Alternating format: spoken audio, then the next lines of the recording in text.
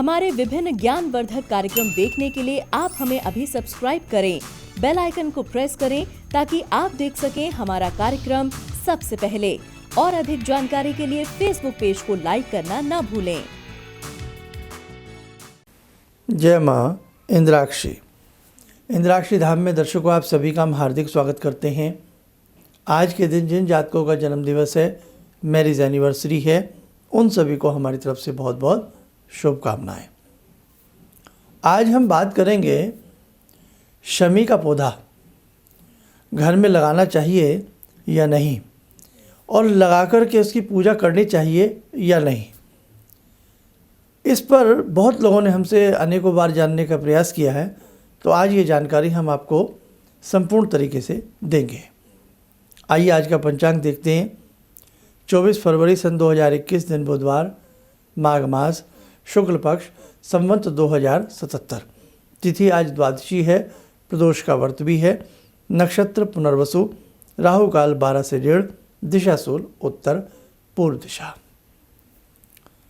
शनि से संबंधित अनेकों उपायों में से एक उपाय ये भी है कि शनि की कृपा प्राप्त करने के लिए, शनिदेव को प्रसन्न करने के लिए, शनि की कुटिल दृष्टि को सौम्य बनाने के लिए और नाना प्रकार के शनि के उपायों में से हम शमी वृक्ष का पूजन करते हैं। अब लोगों ने क्या किया है कि शमी का पौधा ले आते हैं और उसे घर में गमले में लगा लेते हैं। क्या ये उचित है या अनुचित है? मेरे इस कार्यक्रम को आप पूरा ध्यान से सुनिएगा और फिर जैसा आपको अच्छा लगे आप वैसा निर्णय लीजिएगा। समय समय पे बहुत सारे क्वेश्चंस, बहुत सारी ऐसी बातें हमारे दर्शक हमसे पूछते हैं और हम जितना भी हो सकता है पूर्ण वास्तविकता के साथ आपको बताने का प्रयास करते हैं। शमी का पौधा घर में आप एज ए प्लांट के रूप में तो लगा सकते हैं, लेकिन यदि आप शनि के पूजन की बात करते हैं या शनि के किसी उपाय के रूप में शनि के पौधे को घर में पूजते हैं, तो हमारे दृष्टिकोण में ये उचित नहीं है। उसका आपको कोई ऐसा विशेष फल नहीं मिलेगा। शनि की मूर्ति भी घर में नहीं रखी जाती, आप सबको मालूम है। शनि के किसी भी विशेष प्रकार के उतारे, विशेष प्रकार के ऐसे कर्मकांड भी नहीं किए जाते। और तो और शनि से संबंधित कोई छाया पात्र भी यदि हम उसमें अपनी आकृति देख करके तेल में अपनी आकृति देख करके करते हैं, तो वो पात्र भी घर से दूर रख दिया जाता है या किसी को दे दिया जाता है। सब जानते हैं। पीपल भी घर में जल्दी से आप कोई भी नहीं लगाता है। हाँ, किसी के खेत हैं, खलियान हैं, हमारे किसान भाई हैं, वो खेत में किसी भी तरह की कोई चीज़ प्लांट लगाएं, वहाँ कोई ऐसा वहम नहीं होता। लेकिन घर में पूजने के रूप में पीपल नहीं लगता। पीपल की शोभा भगवान के ही प्रांगण में है। क्यों? पीपल में देवी देवताओं का वास होता है। पीपल में बहुत सारी ऐसी चीज़ें होती हैं जो बहुत शुद्धता चाहती हैं। इसीलिए पीपल मंदिर में ज़्यादातर पूजन के रूप में लगाए जाते हैं। वैसे तो कहीं भी लगा लिया जाए, कोई दिक्कत नहीं है। सरोवर के किनारे, सड़क के किनारे, कहीं भी लगे ही होते हैं अक्सर। लेकिन जहाँ पूजन की बात आती है, पूजन बहुत शुद्ध तरीके से किया जाता है। तो जहाँ पूजन की बात आती है तो शुद्ध स्थान ही चयनित किया जाता है पीपल देव के लिए। तो पीपल को आप सब लोग मंदिर में भी जाते हैं, पीपल की पूजा करते हैं, पीपल को पूजते हैं, और वो भी एक बड़ा पीपल हो। तो जब उसे पूजा जाता है उसका विशेष प्रकार के फल की प्राप्ति हमें होती है। अब हम शमी की बात करें तो मेरे साधकों, शमी भी कहीं मंदिर में ही लगा हो या कहीं और स्थान पर लगा हो और बड़ा पेड़ हो, बड़ा वृक्ष हो शमी का, उसका पूजन करें। उसके पूजन का विधान है। और उससे विशेष प्रकार के फल की आपको प्राप्ति होगी। हर वृक्ष अपने आप में अमृत तुल्य वरदान समेटे रखता है। जीवंत होते हैं वृक्ष। महाभारत के समय में जिस समय पांडव अज्ञातवास में निकले तो पांडवों ने अपने जो आयुध थे, अपने जो अस्त्र शस्त्र थे, वो शमी वृक्ष की खोकर में ही रखे थे, उनको सौंप दिए थे और कहा था कि हे शमी वृक्ष, जब हम वापस आएं तो ये हमारे आयुध सुरक्षित हमें मिलें, आप इनकी रक्षा करें। ये वास्तविक घटना है, जिन्होंने महाभारत पढ़ा हो। तो वास्तव में जब वो लौटे तो उन्हें अपने आयुध सुरक्षित मिले। मतलब ऐसी दिव्य कामनाएं, ऐसी मंगल भावनाएं और ऐसा वृक्षों के प्रति दृष्टिकोण, देवतुल्यता स्थिति, ये हमारे समय समय पर हमारे वेदों में, पुराणों में, नाना प्रकार के इस प्रकार के साहित्य में हमें प्राप्त होती है। और वेद पुराण तो भगवान की मुख की बातें हैं, जो ईश्वर ने कहा है ना। वेद व्यास जी ने इतना कुछ समझाया है कि आप पूछिएगा मत। हम धन्य हैं, जन्म जन्मांतर तक सनातन धर्म ऋणी रहेगा महर्षि वेद व्यास जी का। तो कहने का मतलब मेरे साधकों, आप ओछी भक्ति ना करें, आप लालच वाली भक्ति ना करें कि गमले में एक छोटा सा पौधा सा रोप लिया और उसी में हम पूजा करने लग जाएं। देखो, किसी भी चीज़ की एक गरिमा होती है, किसी भी चीज़ की एक मान्यता होती है ना। अब जो आनंद गंगा मैया के दर्शन करने में है, जो आनंद गंगा जी में डुबकी लगाने में है, जो आनंद गंगा मैया के तट पर बैठ कर के उनका पूजन करने में है, वो आनंद शीशी में भर के गंगा जल रख लें, वो बात नहीं आती।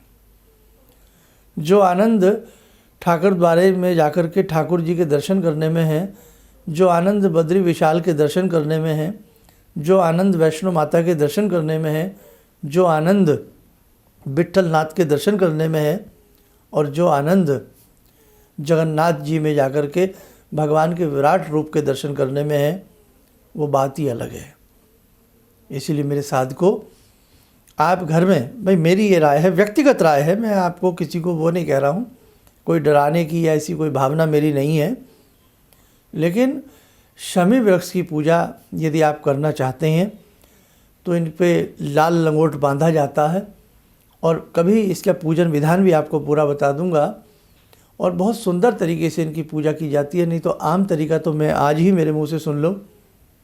कहीं भी शमी का वृक्ष हो, जल ले जाएं, उस जल को चारों तरफ शमी वृक्ष के डालें नमस्कार करते हुए, और काला तिल वाला जल, मतलब काला तिल मिला लें उस जल में, थोड़ा मीठा मिला लें, वो चढ़ाएं, और एक सरसों के तेल का दीप ले जाएं, वो दीप प्रज्वलित करके रख दें, और शनिवार की संध्या का समय हो ऐसा, या प्रातःकाल का समय हो, और उस शमी वृक्ष की 108 परिक्रमाएं करें, ओम शम शनिश्चराय नमः बोलते हुए। आप देख लेना, शनि की साढ़े सती हो, शनि की ढैया हो, अनेकों प्रकार की शनि की कुटिल दृष्टि हो, आपको बहुत उसमें रिलीफ महसूस होगा। राजस्थान में, हरियाणा में, अनेकों ऐसे प्रांतों में शमी को जांडी का वृक्ष भी कहा जाता है। अपनी अपनी प्रांतीय भाषाएं होती हैं ना, कहीं भाई 8-8, 10-10 नाम होते हैं हर चीज़ के, पर्यायवाची हर जगह मिलते हैं। जैसे रवि का भानु, भास्कर, है ना, आदित्य, सविता। जल का भी नाम अलग अलग होते हैं, जैसे अम्बु, तोय, नीर, पानी। तो कहने का भाव, ऐसे ही वृक्षों के भी अपनी अपनी प्रांतीय भाषाओं में नाम है, हर चीज़ के नाम है। और आप जो करें, इस जांडी वृक्ष की जो पूजा करें, तो विशाल वृक्ष की पूजा करें, तब आपको आनंद की प्राप्ति होगी। शनि का पूजन वैसे भी घर में नहीं किया जाता, ये बात आप अच्छे से ध्यान रखें। प्रतीकात्मक रूप में हम नवग्रहों में जब शनि पूजन करते हैं, तो नवग्रह के रूप में हम शनि का पूजन प्रतीकात्मक रूप में करते हैं। थाल में बना लेते हैं, नवग्रहों का चिन्ह चिन्हित कर लेते हैं, तब हम करते हैं। लेकिन शनि की जो प्रतिमा है, वो घर में शायद ही कोई रख करके उस पर तेल चढ़ाता हो। आप समझ गए होंगे मेरे कहने का भाव। इसलिए यदा कदा आप ऐसे बहुत सारे कार्यक्रम सुन लेते हो, देख लेते हो, लेकिन मेरा आपसे यही कहने का भाव है, कोई भी कार्य को करने से पहले हमें परखना चाहिए, हमें समझना चाहिए, हमें उचित अनुचित में भेद भी करना चाहिए। बहुत लोग डराने लगे थे हनुमान जी की पूजाएं महिलाएं ना करें। हमने अनेकों वर्ष पहले ये लोगों को समझाया कि ऐसा नहीं है, और हम कौन होते हैं समझाने वाले। तुलसीदास जी ने देखो ना, सैकड़ों वर्ष पहले हनुमान चालीसा में लिख दिया, जो कोई पढ़े हनुमान चालीसा। तुलसीदास जी ने तो कहीं ये नहीं लिखा कि इसे महिलाएं ना पढ़ें, हनुमान जी की भक्ति महिलाएं ना करें, हाँ उन्हें छुए ना। हिंदू धर्म में हम लोगों में नाना भांति की भ्रांति, कोई भी व्यक्ति आता है और हमारे अंदर भ्रांति पैदा कर करके चला जाता है। काले घोड़े की नाल पर हमने बहुत लोगों की कुटिल बातें भी सही, लेकिन सही तो सही, लेकिन हमें अपने धर्म में सही वास्तविकता की जो बातें हैं वो बताने में कतई भी हमें भय नहीं है, कतई भी हमें अफसोस नहीं होता। अब कुटिलता तो कुछ सच्चनता में झेलनी ही पड़ती है, जब सच्चाई सामने कुछ किसी के बताई जाती है। हमने कहा कि काले घोड़े की नाल का छल्ला आप बहुत लालायित रहते हैं पहनने के लिए, आप हमारा वो कार्यक्रम देखना। हमने बड़ा उसमें स्पष्ट तरीके से बताया कि कदापि काले घोड़े की नाल का छल्ला आप ना पहने, इस चक्कर में आप ना पड़ें। शास्त्र कहता है काला घोड़ा हो, उसके राइट पाँव में जो खुरी कहते हैं, वो चांद जैसी आकृति का जो लोहा लगा होता है, वो खुरी स्वतः निकल करके गिर जाए, स्वतः अपने आप, तब वो मान्य है। और उसका भी विधान है किस नक्षत्र में, किस समय में, किस घड़ी में उसे पहना जाता है और कैसे पहना जाता है। अब सड़कों पे लोग घोड़े घुमाते रहते हैं, आधे काले होते हैं, आधे सफ़ेद होते हैं, पेंट कर देते हैं। और आज लालची वर्ग बहुत है, बस किसी भी तरीके से राजा बन जाए हर व्यक्ति। वो 200-400 रुपये की खुरी खरीद लेता है, तोड़ मड़ोड़ कर उसे पहन लेता है, ढाक के 3 पात, होता कुछ नहीं है। वो घोड़े वाला किसी और चौराहे पे जाकर के फिर उसे ठोक देता है चुपचाप, फिर कोई और ख़रीद लेता है। तो देखो भाई, बहुत सारी चीज़ें हैं जो अंधविश्वास को जन्म देती हैं, जिनसे आप निकलिए, आप समझिए। बस इससे ज़्यादा कुछ ना मैं कहते हुए, क्योंकि आप लोग कई बार फिर बड़ा भाई क्रोधित भी आप लोग हो जाते हैं, जल्दी क्रोधित हो जाते हैं। बहुत लोग बात की वास्तविकता को समझने का प्रयास नहीं करते। लेकिन हिंदू धर्म में कितने लाखों लोगों ने हमारे धर्म को खंड खंड करने का प्रयास किया।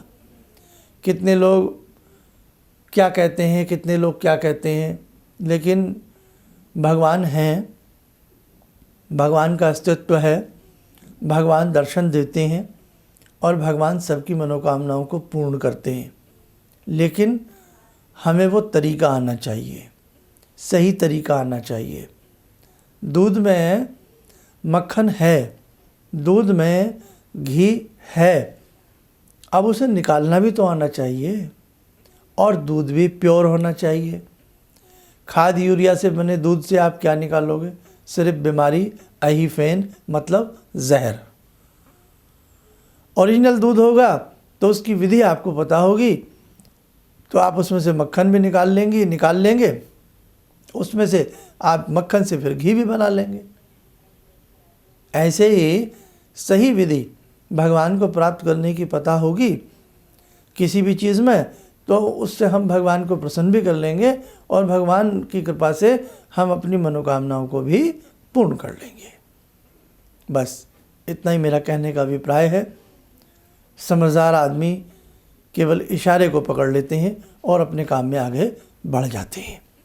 आइए मेरे साथियों, समय हो चला आज की ध्यानमाला का। आज की ध्यानमाला में जुड़ते हैं माँ जगदम्बे से। ॐ सिन्दूरारुणविग्रहां त्रिनयनां माणिक्यमूलस्फुरात् स्तारानायकशेखरं स्मितमुखी भापेन वाक्षोरुवां पाणिभ्यामलपूर्णरत्नचषकां रत्नोत्परां बिभ्रति सौम्यां रत्नघटस्थरक्तचरणां ध्यायेत् पराम् अम्बिकां खड्गं चक्रगदेषु चापपरिगान् चूलम्बुसुण्डिं शिरा शङ्खं संदधतीं करे स्त्रीनयनां सर्वाङ्गभूषावृतां नीलासमद्युतिमास्य पाददशकां सेवे महाकालिकां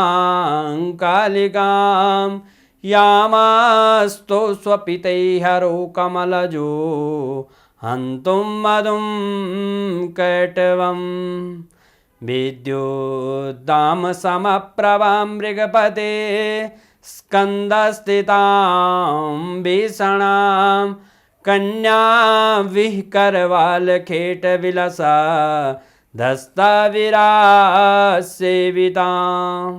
हस्तैश्चक्रगदाशिखेटविशिखां चापं गुणं तर्जनीं विप्राणामलिलात्मिकां शशिधरां दुर्गां त्रिनेत्रां भजे। कवच बना लें, ध्यान करें, जगजननी भगवती का आशीर्वाद हम सबके ऊपर बरस रहा है।